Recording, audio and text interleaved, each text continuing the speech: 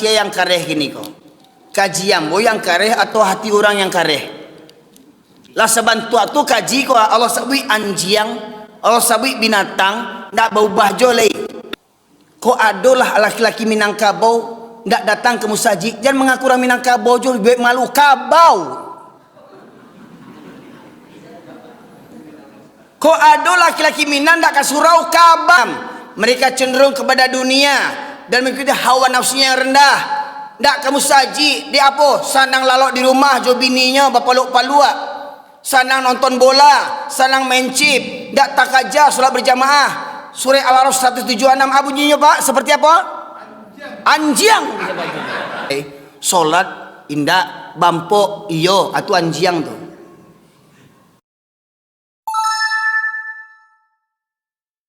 Mana lebih hebat dibandingkan 2 rakaat di waktu subuh kata Allah, kata Rasulullah, lebih baik daripada dunia dan isinya. Pertanyaannya, seberapa banyak para pemuda yang mengejar keutamaan 2 salat fajar itu Pak Ibu sekalian? Apa kata Rasulullah lagi? Aku ingin segera dikumandangkan qomat dan kutunjuk salah seorang menjadi imam. Dan aku berkeliling kampung sembari membawa kayu bakar. Apabila ku dapati ada laki-laki yang sehat, balik berakal, masih berada di rumah sementara qomat sudah dikumandangkan, maka akan aku bakar rumah mereka kata Rasulullah. Pak Ibu, maukah kita Rasulullah hidup di zaman kita ini? Rindu tak dengan Rasulullah? Pak Ibu, rindu tak dengan Rasulullah? Ingin ketemu dengan Rasulullah tak? Kalaulah boleh berandai-andai hidup Rasulullah kini di zaman kita, kira-kira gimana rumah kita? Dah hangus terbakar Pak. Nah, yang keserot cuman bapak-bapaknya, kakek-kakeknya, anak menantunya dibiarkan tidur. Dia apa? Sagan awak kami nantu, sagan awak kasidi. Contoh terbakar rumah awak jam 2 malam, jam 2 malam terbakar rumah awak, rumah gadang batingke. Nah, pintu kamar ibu pas di depan pintu utama tuh. Terbakar rumah jam 2 malam, apakah bapak ibu berdua aja mau lari? Hah? Di rumah tuh ada anak, ada menantu, ada cucu, ada kemenakan. Terbakar rumah jam 2 malam, apakah bapak ibu berdua aja yang mau lari? Pak, apa yang bapak ibu lakukan? Bangunkan menantu. Jam 2 malam loh. Nggak sagan ke menantu. Dek sagan ke menantu. Sidi, oh Sidi, rumah tabaka Sidi, jagolah Sidi. Dek orang Minang kok hebat banget ke menantunya mah. Sayang mana lah baca puik menantu tuh sembayang indah baca puik lo tuh baru tuh.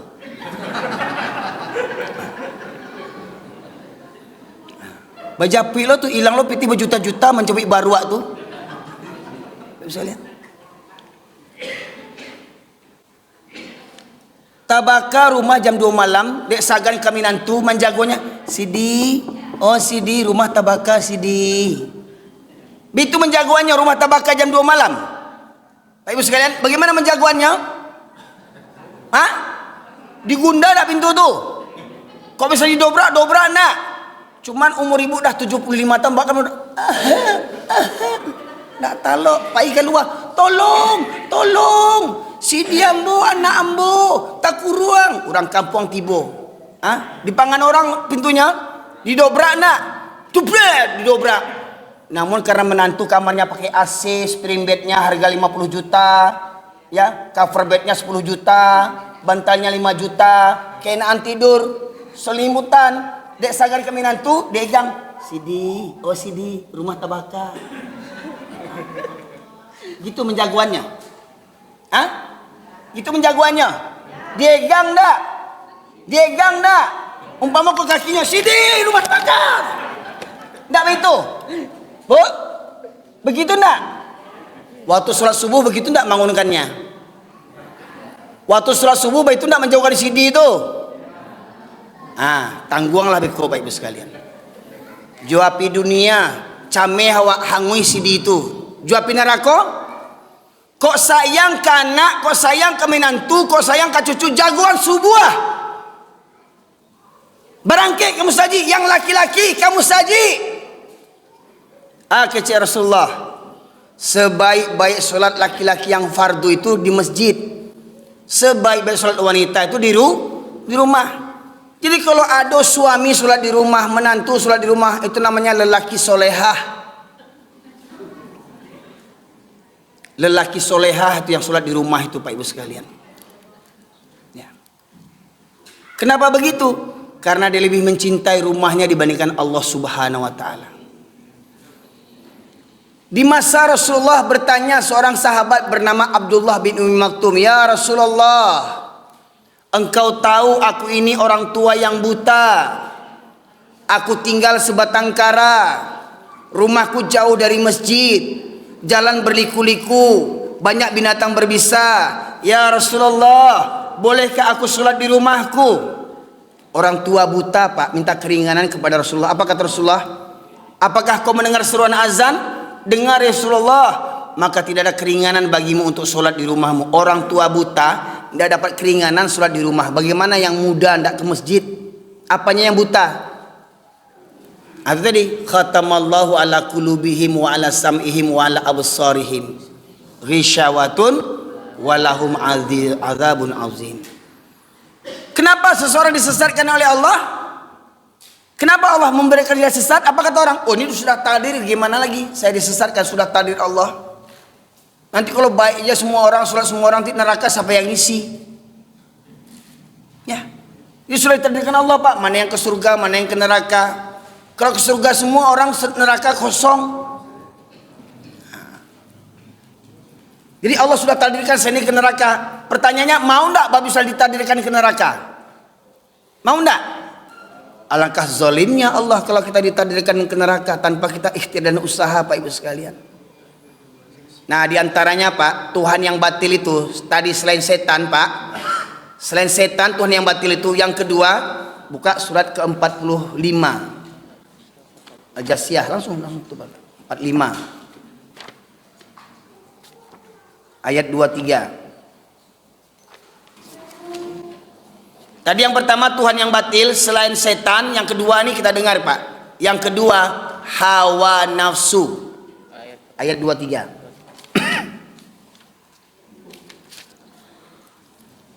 Maka pernahkah kamu melihat orang yang menjadikan hawa nafsunya sebagai Tuhannya?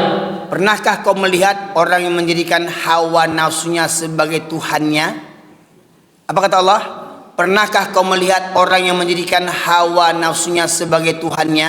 Pak Ibu sekalian, subuh tuh enaknya tidur apa sholat? Hah?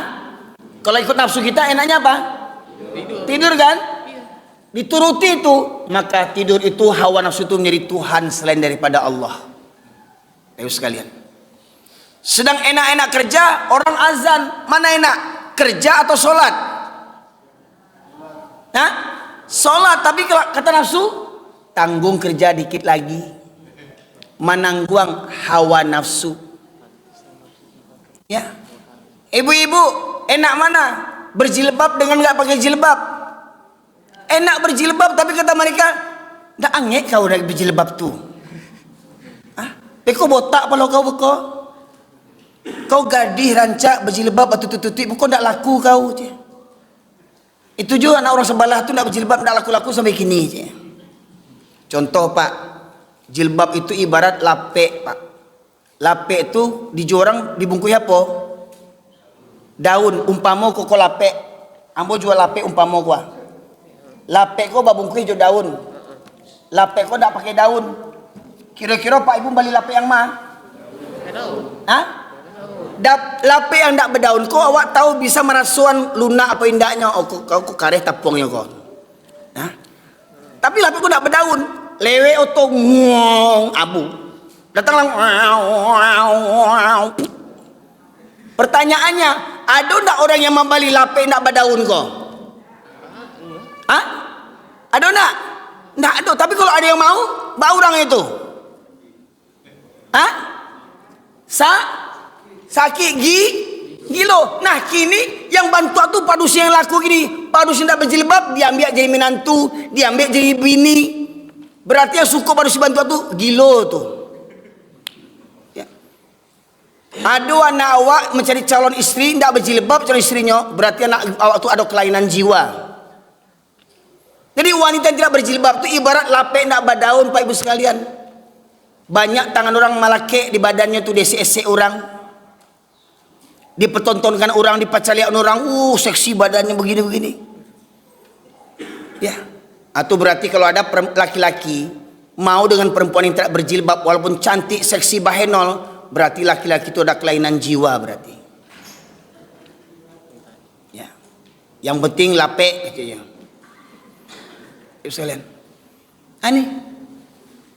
Jadi orang yang mempertuhankan hawa nafsunya, ada orang yang mempertuhankan hawa nafsunya. Lanjut. Dan Allah membiarkannya sesat dengan sepengetahuannya. Dan Allah telah mengunci pendengaran dan hatinya serta meletakkan tutup atas penglihatannya. Maka siapakah yang mampu memberikannya petunjuk setelah Allah membiarkannya tersesat? Mengapa kamu tidak mengambil pelajaran? Ya, maka Allah biarkan dia sesat. Kenapa? Mempertuhankan hawa nafsunya. Bapak sekalian. Nah, kembali kepada ayat surat Al-A'raf 179 tadi itu. Orang yang punya hati tidak digunakan untuk merenungkan ayat-ayat Allah. Orang yang punya mata tidak melihat tanda-tanda kebesaran Allah. Orang yang punya telinga tidak digunakan mendengarkan ayat-ayat Allah. Apa kata Allah? Ulaika kal an'am. Mereka seperti binatang ternak, bahkan lebih sesat daripada binatang Pak Ibu sekalian. Ya, itu firman Allah Pak Ibu sekalian. Nah, jadi pertanyaannya, siapa yang kareh gini kok? Kajian boy yang kareh atau hati orang yang kareh? Lah sebantu tu kaji kok Allah sabui anjiang, Allah sabui binatang, ndak bau bahjo lei. Contoh Pak Ibu sekalian, sarak mangato orang Minang kan hebat falsafah kok. Adik basani jo sarak basani jo kitabullah, sarak mangato adik memakai. Sarak mangato hukum sholat berjamaah bagi para laki-laki hukumnya wajib. Akato sarak Al-Baqarah 43. Wa aqimus salata wa atuz zakata warka'u ma'ar raki'in. Dirikanlah salat hukumnya, tunaikanlah zakat hukumnya, dan rukuklah bersama orang-orang yang ruku. Maksudnya di mana orang ruku? Waktu kapan? Orang-orang yang ruku berapa yang ruku? Orang-orang yang ruku berapa yang ruku? Berarti banyak. Banyak itu dalam bahasa Islam namanya jamak. Kalau sholat namanya berjamaah. Jadi menurut ayat ini silahkan cari semua tafsir Al-Quran. Tafsir Ibnu Katsir, tafsir Imam Qurtubi, tafsir Buya Hamka Al-Azhar. Apa yang dimaksud ruku bersama orang-orang yang ruku? Ulama tafsir sepakat yang dimaksud solat berjamaah hukumnya wajib bagi para laki-laki. Syarat mengatur adik memakai. Surat An-Nisa 102 tentang solat berjamaah Pak sekalian. Ya. 102 An-Nisa 102. Ya.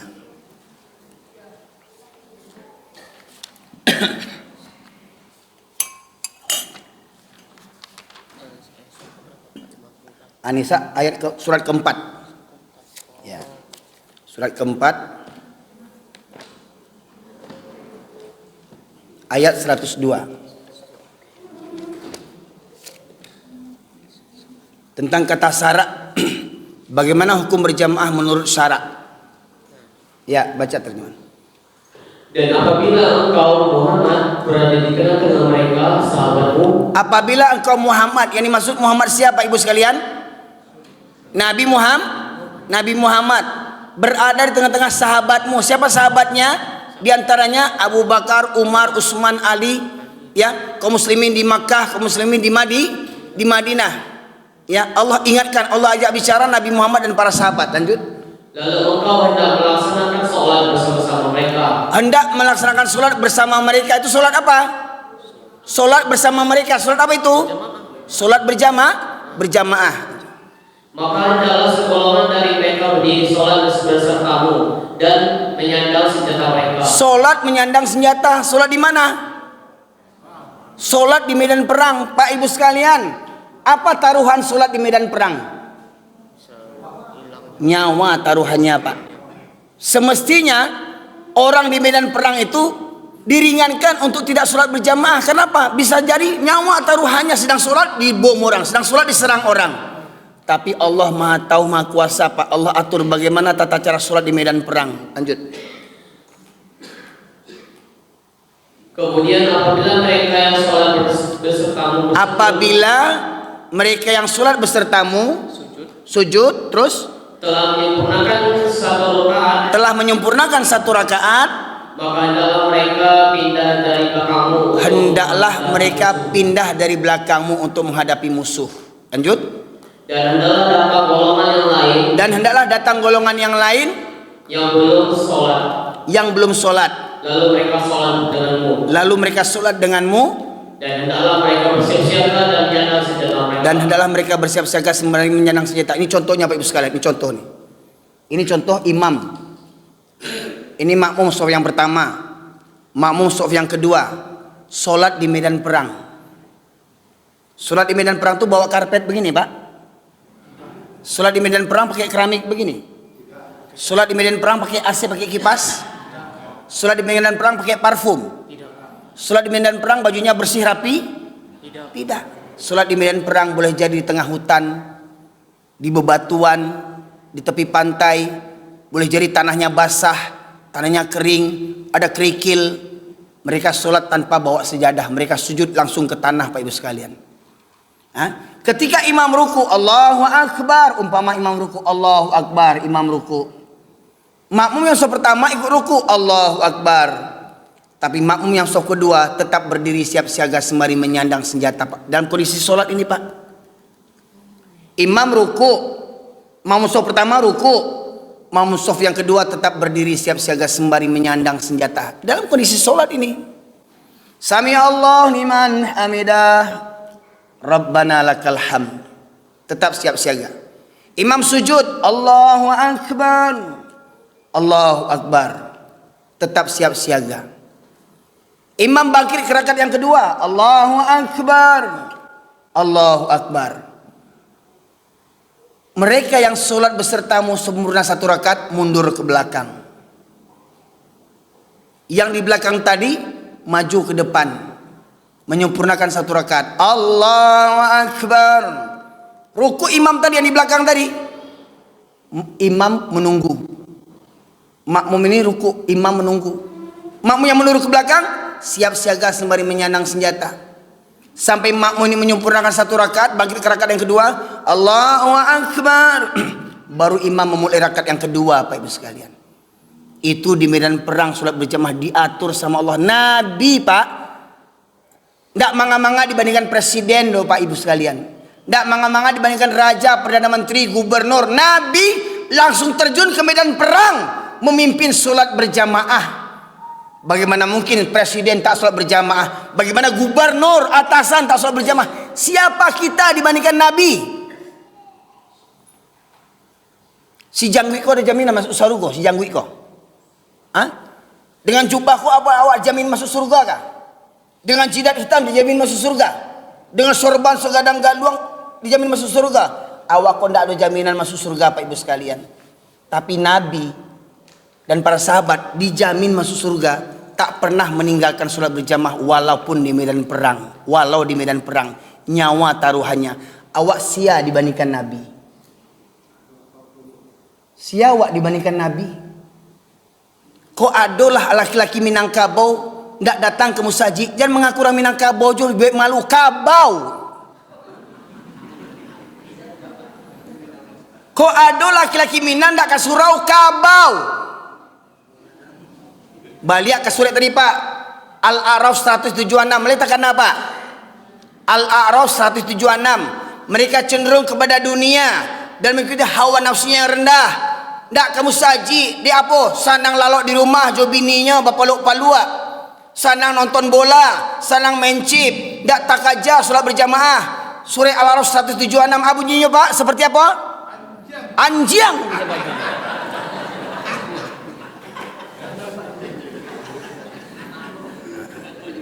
Jadi hati-hati, Pak, caliat besok subuh, Pak.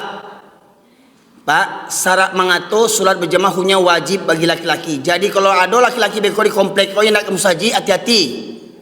Berarti anjiang gitu. Caliak besok subuh. Siang orang tibonya. Tapi kalau anjiang tidak akan tibo lalunya. Hati-hati. Jangan sampai anjiang tu ada di rumah awak. Pak Ibu sekalian.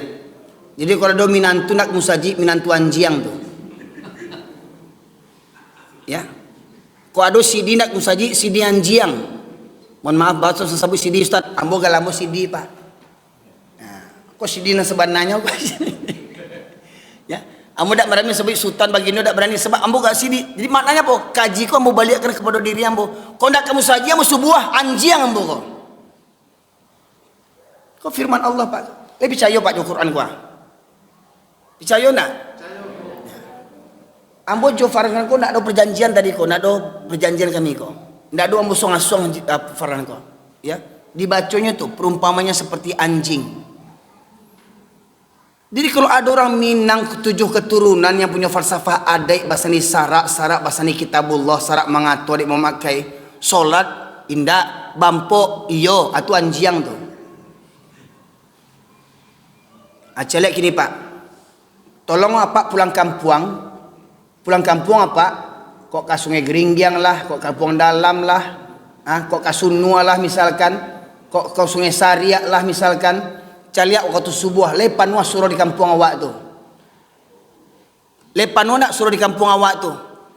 Bahkan ada masjid di kampung awak buka seminggu sekali. Masjid buka seminggu sekali cuma untuk hari Jumat. Habis sholat Jumat tutup. Minggu depan buka lagi. Macam gereja masjid tu Pak Ibu sekalian. Ada nak Pak? Masjid buka seminggu sekali cuma untuk sholat Jumat. Kalah lo gereja di Medan Pak Ibu sekalian. Masih ada di kampung awak banyak bantuan tu Pak Ibu sekalian. Bah bantuan tu sebab banyak ulama-ulama anjiang di kampung tu Pak Ibu sekalian. Batu Ustaz, kasana kaji Ustaz. Biasanya Pak di kampung awak yang memandikan mai, siapa namanya? Dia membawa orang labai. Kadang meninggal kok langsung sana ambo dari Medan cerita tu ketika amaknya meninggal. Main bola baik kau di mana soboknya Pak? Mencari labai di mana mencari labai? Bukan di surau di mana? Di lapau. Sedang mangan labai itu? Sedang bampok labai anjiang tu. Itu loh kemandian mai orang gaya awak tu. Hari-hari batu ampok di paciknya Pak Ibu sekalian. Itu loh kemandian mai awak orang tua awak tu. Kau nak mengada-ngada Pak Ibu. Ambo berani mengecek bantu aku sebab memang fakta menyebutkan begitu. Kok bera orang kampung ambo begitu survei. Dan kecek ambo ko fitnah apa indak kecek ambo ko Pak Ibu sekalian. Kadanglah meninggal orang gaya orang anak yatim memandiin mai meminta lo sameh 2 meh. Nak kurang ajar lah itu tuh. Ameh membayi mai itu Pak Ibu sekalian, membayi memandiin mai itu ameh dimintanya. Barang nak kasanang labai-labai tu meninggal orang di kampung tu. Bana kayonya kok dapat tu hari mati orang di kampung tu. Alun lebih kau meninggal hari menuju hari, menamai kaji, mendoa. Diundang orang sekampung untuk mendoa. Kok orang musaji yang datang diundang tu mendingan Pak. Orang musaji habis sholat Isya datang musaji mendoa. Kok nak yang mendoa tu bampok kerja. Amin. Amin sembahyang jo indah doanya minta. Jangan dia makan racun lagi dia sampai matinya.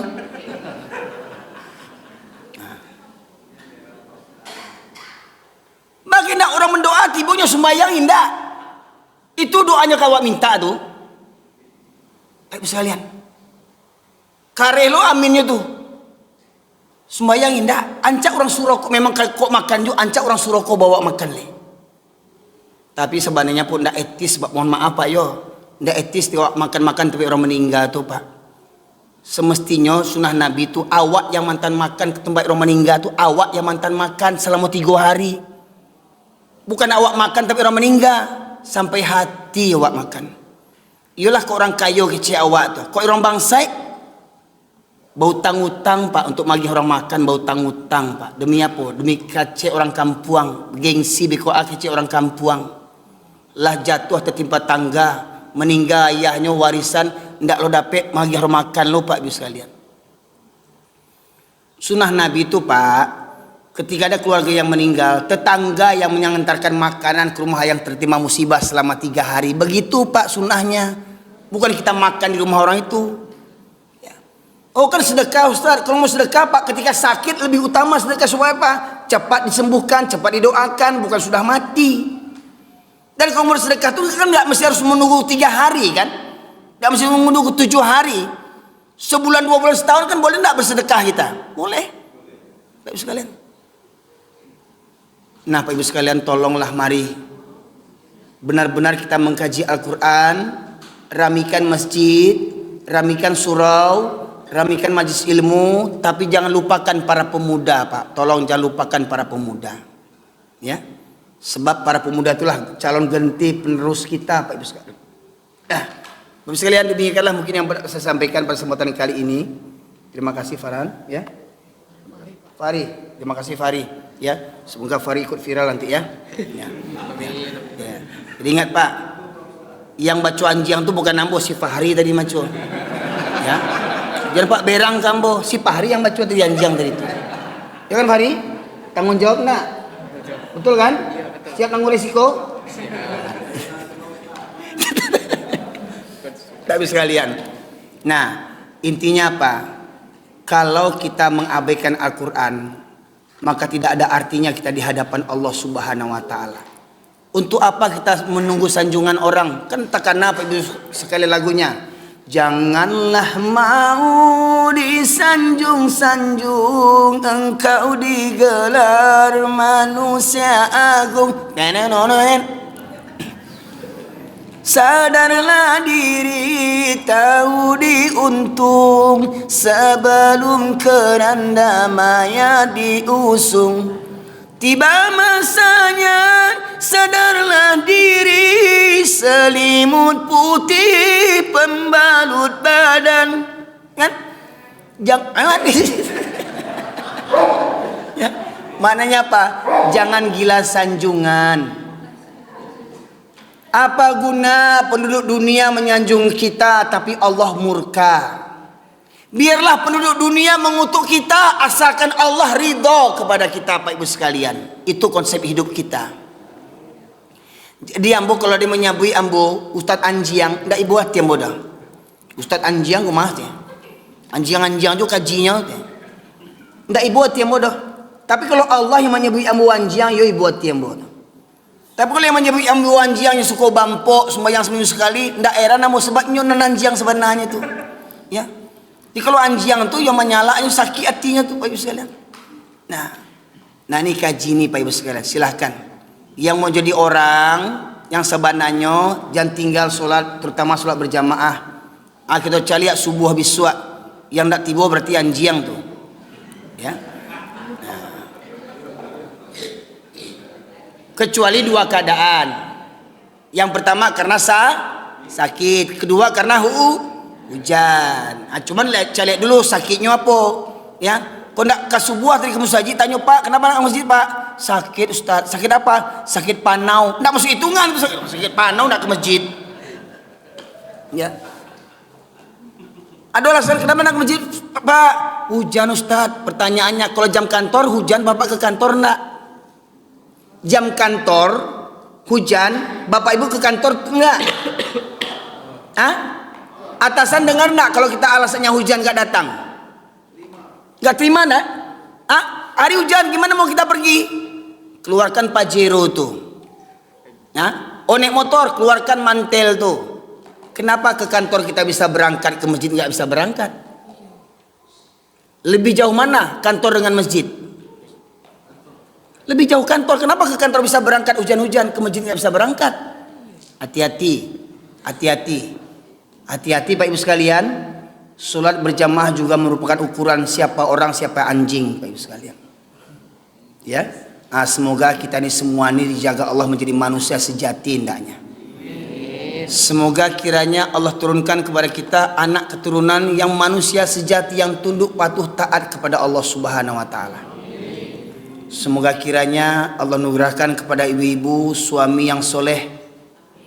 Allah anugerahkan kepada bapak istri yang solehah. Allah anugerahkan kepada Bapak Ibu sekalian anak keturunan yang soleh dan solehah. Kok dapat ketika Bapak Ibu sakaratul maut, kok dapat ketika kita sakaratul maut anak kita yang menuntun kita. Ayah, ibu, baca La ilaha illallah. Anak kita mendampingi kita ketika kita nazak sakaratul maut. Anak kiri kanan kita, ibu baca La ilaha illallah. Kalau bisa ketika kita meninggal dunia, anak kita yang memandikan kita. Kalau bisa ketika kita meninggal dunia, anak kita yang mengafankan kita. Kalau kita bisa meninggal dunia nanti, anak kita yang menjadi imamnya. Kalau kita meninggal nanti, anak kita yang mengusung jenazah kita.